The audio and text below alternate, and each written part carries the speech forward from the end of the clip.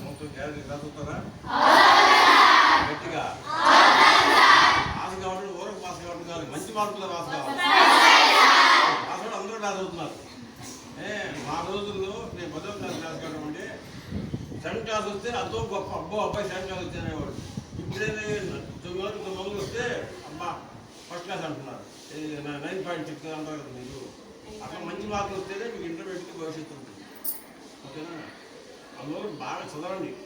అది మీ టీచర్లు మంచి టీచర్లు ఉన్నారు కాబట్టి మీరు బాగా చెప్పించుకొని తెలియని విషయాలు అడగాలి. ఎగ్జామ్స్ ఉంటున్నాయి కదా మీకు. మీ టైం మేము ఎక్కువ వేస్ట్ చేయము. ఇంకా మా పని నిలుచుకొని వెళ్ళిపోతాం. మీరు బాగా చదవండి. ఈ సంవత్సరం మీరు బాగా చదివారనుకో నెక్స్ట్ ఇంటర్మీడియట్ కూడా మీకు బ్యాటిల్ ఇస్తాం. ఈ సంవత్సరం ఇంటర్మీడియట్ అనుకోవాలి మేము. నెక్స్ట్ ఇంటర్మీడియట్ వచ్చి మళ్ళీ సంవత్సరం కలుస్తాం మిమ్మల్ని. అది మీకు మళ్ళీ బ్యాటిల్ కలిగి దాని జామెట్రీ బ్లాక్లో అట్లా చేద్దాం. అందులో బాగా చదవండి. ఇప్పుడు మన ప్రెసిడెంట్ గారు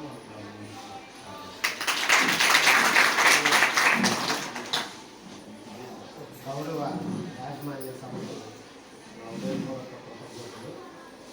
2024-25 సంవత్సరానికి సంబంధించి 10వ తరగతి పిల్లలు మీ అందరికీ నా ద్వారా సజెషన్ ఏంటంటే చదువు అనేది చాలా వాల్యూబుల్ కలిగినటువంటి అంశం. మీకు ఇంటికి పునాది ఎంత అవసరమో 7th క్లాస్ అనేది భవిష్యత్తు ఎక్కువ చదవాలి అనే ఆకాంక్ష కలిగాలంటే 10th క్లాసు అంతే అవసరం. ఈ 10th క్లాస్లో కానీ మీరు ఎక్కువ మార్కులు సాధించుకోగలిగితే ఒక చెట్టుకి కొమ్మలు ఉంటే ఆ చెట్టు ఎంత అందంగా ఉంటుందో మీరు ఈ 10th క్లాస్ నుంచి ఎప్పుడైనా వెళ్ళడానికి ఆస్కారం ఉంటుంది. ఇంటర్మీడియట్ వెళ్ళిన తర్వాత ఇక్కడ ఉన్నటువంటి ఫ్రెండ్స్ మారిపోతారు, మళ్ళీ ఇంటర్మీడియట్లో వేరే ఫ్రెండ్స్ ఏర్పడతారు, మళ్ళీ అక్కడి నుంచి డిగ్రీ వెళ్ళిన తర్వాత బీఈడీ వెళ్ళాక ఎక్సెట్రా ఎక్సెట్రా. అంటే ఎడ్యుకేషన్ లెవెల్ అనేది అంచెలంచెలుగా డెవలప్ అవుతూ పక్కకి వెళ్తారు. అందుకని చదువుని ఎక్కడా నెగ్లిజెన్స్ చేయకుండా ప్రభుత్వం ఇచ్చేటువంటి ఈ అవకాశాన్ని సద్వినియోగం చేసుకొని ఎక్కడో పుట్టి తల్లిదండ్రులు మీ మీద ఎన్నో ఆశలు పెట్టుకొని ఇక్కడ మీరు పేరెంట్స్కి దూరంగా ఉంటూ మంచి చదువునిచ్చే తల్లిదండ్రులు లాంటి మీ ఉపాధ్యాయుల మధ్య మీరు మెరుగుతూ ఈ ప్రభుత్వానికి మీ స్టాఫ్కి మంచి పేరు తెచ్చి ఉన్నతమైన శిఖరాలు అధిరోహించాలని మరోసారి కోరుకుంటూ ఈ అవకాశం ఇచ్చిన ఈ యాజమాన్యానికి ధన్యవాదాలు తెలియజేస్తూ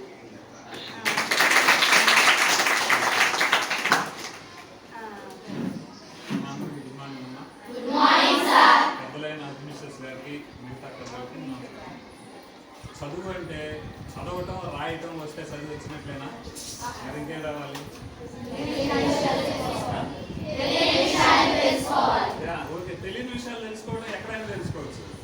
పేపర్ చదివితే తెలుస్తాయి, రేడియో వింటే తెలుస్తాయి, ఇప్పుడు ఫోన్లు వచ్చినాయి అవి కొడితే తెలుస్తాయి. ఆలోచన శక్తి పెరగటం అర్థమైందా? చదువు అంటే మీ ఆలోచన శక్తి పెరగాలి, క్రియేటివిటీ పెరగాలి, అప్లికేషన్ ఆఫ్ మైండ్. అంటే మీరు చదివిన దాన్ని మీరు ఉపయోగించుకోగలిగేటట్లు ఉండాలి. ఎట్లా అంటే చిన్న ఎగ్జాంపుల్, ఇప్పుడు మీరు ఎంతమంది ఉన్నారంటే నేను 1, 2, 3, 4 అట్లా లెక్క పెట్టక్కర్లేదు. ఎట్లా తెలుస్తుంది ఈజీగా తెలియాలంటే? అంతే కదా. ఇటు ఎంతమంది ఉన్నారు, రోజు కరెక్ట్గా ఉన్నాయో లేవో చూసుకుంటే మల్టిప్లై చేస్తే అంతే కదా. హెచ్చవేతలు నేర్చుకున్నాం కదా, మనం మల్టిప్లికేషన్ నేర్చుకున్నాం కదా. ఇటు 6 మంది ఇంటూ ఇటు 8 అనుకో 6×8=48. అది అప్లికేషన్ అంటారు. అంటే మనం చదివిన దాన్ని మనం అప్లై చేయటం, ఎక్కడైనా సరే దాన్ని ఉపయోగించడం, అప్లై చేయడం. అర్థమైంది కదా. ఇప్పుడు మీకు ఈ డోర్ కట్టని తెమ్మంటాం అనుకో, ఈ కిటికీ డోర్ కట్టని చదువుతున్నామని టీచర్ గారు డబ్బులు ఇస్తారు. మీరు ఎంత కావాలి అని మీరు టీచర్ని అడగకూడదు. ఎందుకు? మీరు చదువుకున్నారు, ఆల్రెడీ 10th ఉన్నారు. ఏం చేయాలి మీరు? అమ్మా వెరీ గుడ్, ఎక్సలెంట్. మీరు నాకు చాలా షార్ప్గా ఉన్నారు. మీరు కొలతలు వేసుకోవాలి. ఎలా వేసుకుంటారు కొలతలు? దాన్ని ఏమంటారు? మీ లెక్కల భాషలో ఏమంటాం మనం దాన్ని? మ్యాథమెటికల్ అంతే. A×B అంతేనా? పొడవు ఇంటూ వెడల్పు, వైశాల్యం తెలుస్తుంది. మీరు అడుగుల్లో తీసుకుంటే అడుగుల్లో, మీటర్లలో తీసుకుంటే మీటర్లలో, పోయి అంత కొనుక్కొచ్చుకుంటాం. అదేనా? That is application. చదువుకి అప్లికేషన్కి తేడా ఉంటుంది అనమాట. ఓకేనా? ఊరక చదివాము, పుస్తకంలోది అక్కడ పెట్టాము, మార్కులు వచ్చినాయి అంటే ఉపయోగం ఉంటుంది. 99 మార్కులు వచ్చేవాళ్ళు చాలామంది ఉన్నారు. పోయిన సంవత్సరం ఒక కొత్త కొంచెం 2 నిమిషాలు పర్లేదండి టైం తీసుకోండి. ఒక పాపనే 10th అమ్మాయే 99 అట్లా వస్తాయి అన్నారు మ్యాథమెటిక్స్లో. ఒక వస్తువుని 140 రూపాయలకి షాపు పడింది. ఓకేనా? ఒక లుంగి 140 రూపాయలకు కొంటే ఒక 20 రూపాయలు ప్రాఫిట్ వచ్చింది అమ్మినప్పుడు. అంతేనా? అంటే ఎంతకు అమ్ముతారు? 20 రూపాయలు రావాలంటే 160కి అమ్ముతారు. గుడ్. ఒక దుప్పటి 1950 రూపాయలకు కొని 2000కి అమ్మారు. దాంట్లో ప్రాఫిట్ ఎంత వస్తుంది? 1980కి. 20 రూపీస్. English medium? ఇంగ్లీష్లో చెప్పేదా? Okay okay. One lungi was purchased at 140 rupees and it was sold at 160 rupees. 20 rupees they got profit 20 rupees. ఇంకోటి 1980 రూపీస్కి ఒకటి కొన్నారు, 2000కి ఒకటి అమ్మారు. అదే వస్తుంది. దాంట్లో ఎంత ప్రాఫిట్ వస్తుంది? ఓకే. ఒక లుంగి అమ్మారు, ఆ రెండో దుప్పటి అనుకోండి, ఒక దుప్పటి అమ్మారు. ఏది ఎక్కువ ప్రాఫిట్ రెండింటిలో? ఎలా అవుతుంది? That is application of mind. అర్థమైందా? లుంగి కొనింది ఎంత? 140 రూపాయలకే కదా. 140 రూపాయలకే 20 రూపాయలు వస్తే 1980కి ఎన్ని లుంగీలు వస్తాయి? దుప్పటి కొనలేదు, లుంగీలే తెచ్చుకున్నాడు అనుకుందాం అన్ని కలిపి. 1980 రూపాయలకి ఎన్ని వస్తాయి? దాదాపు 14-15 వస్తాయి. అంతే. ఒక్క నిమిషం.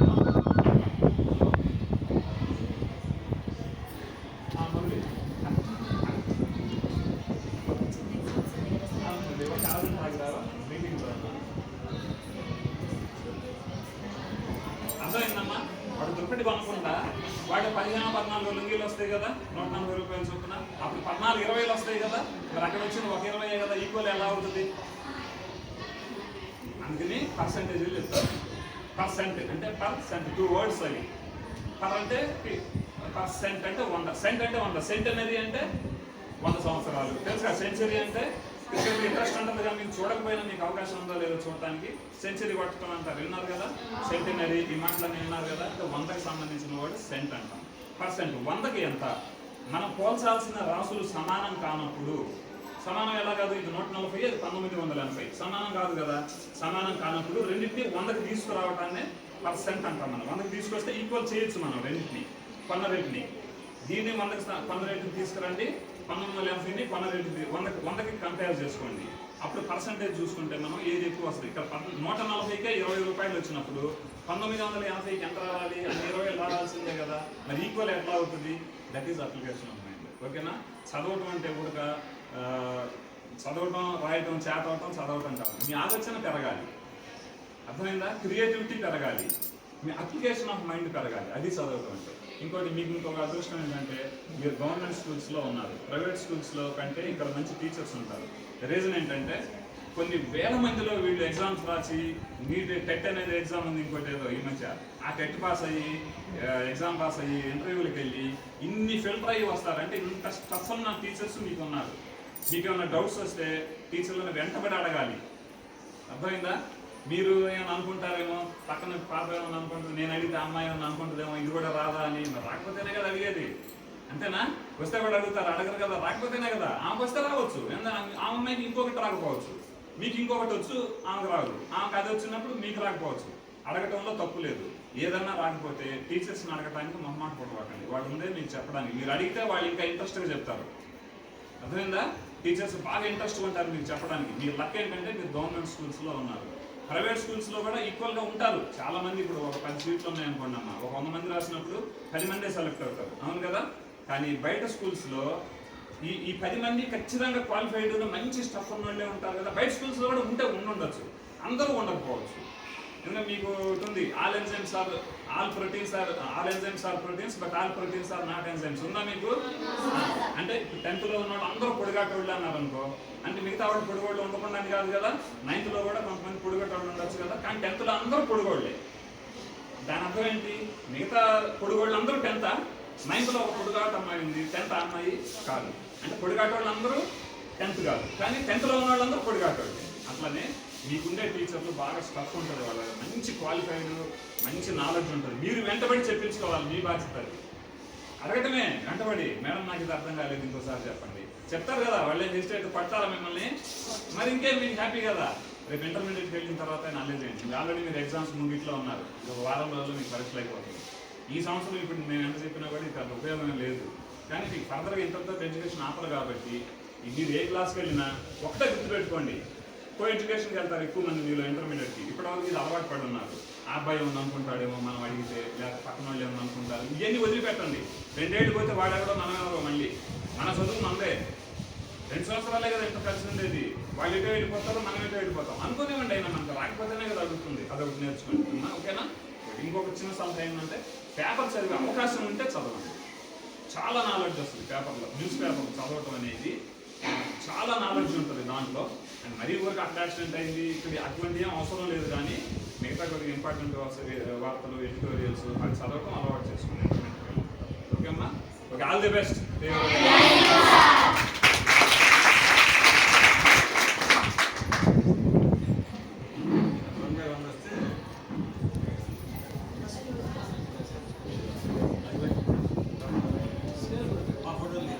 తెస్తున్నా పర్లేదు. ఇక్కడి నుంచి అంటే మనం క్లోజ్గానే వచ్చిందిలే. తీసాను.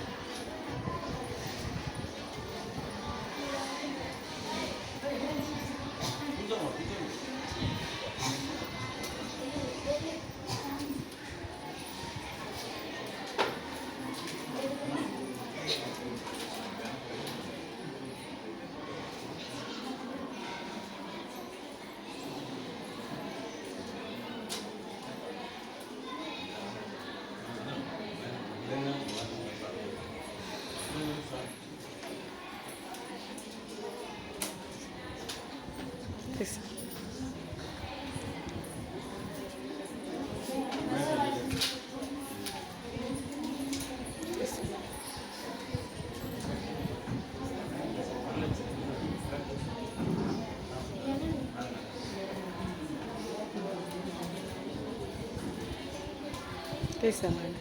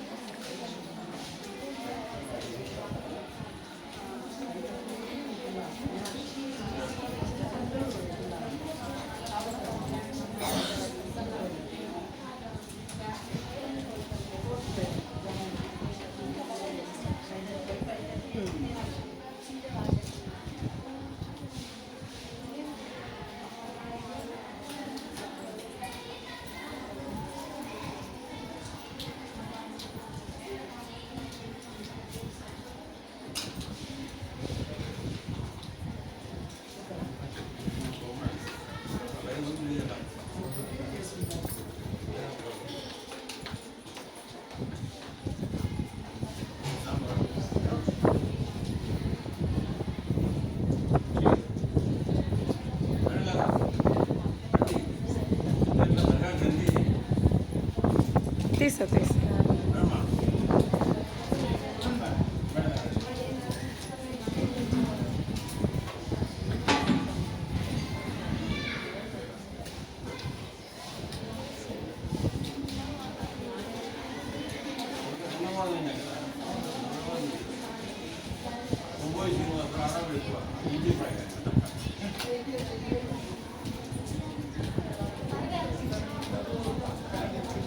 మంచిది ఆయన అడాప్ట్ చేసి మా అవసరం వచ్చారమ్మా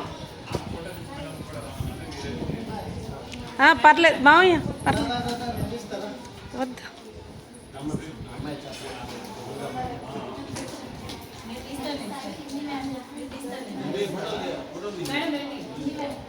మేడం పర్లేదు పర్లేదులే మామయ్య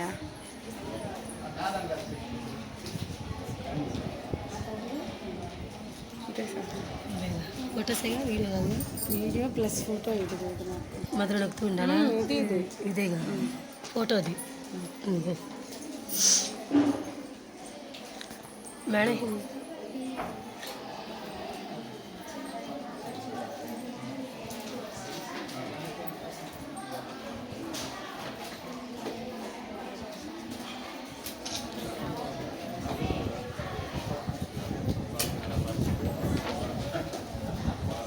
ఓకే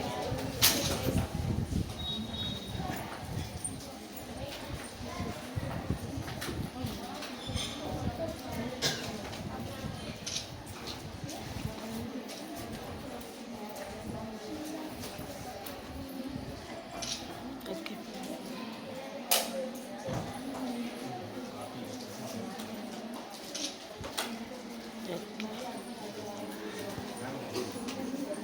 ఏమైందా okay okay okay okay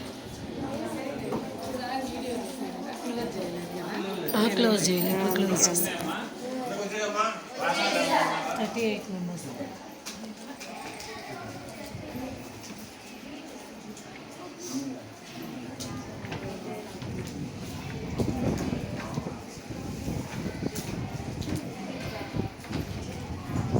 madam ఇటు చూడండి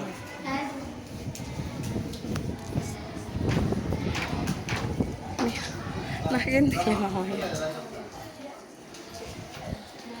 ఇది పట్టుకున్నా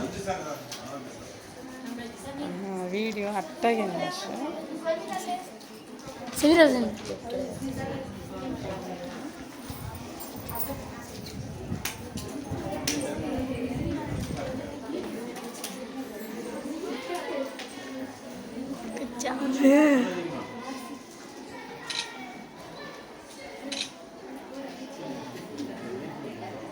ఏంటి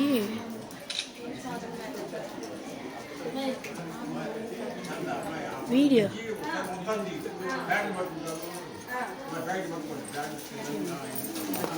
నాకెంతో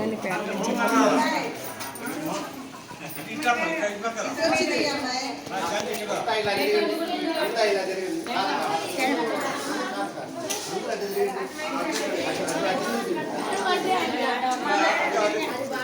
అవునా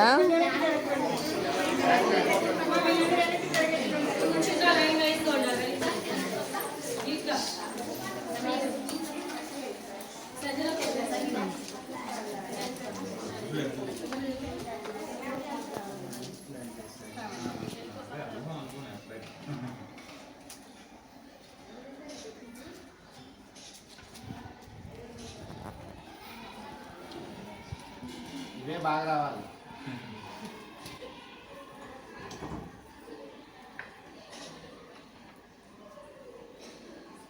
డోర్ వేసేయండి మేడం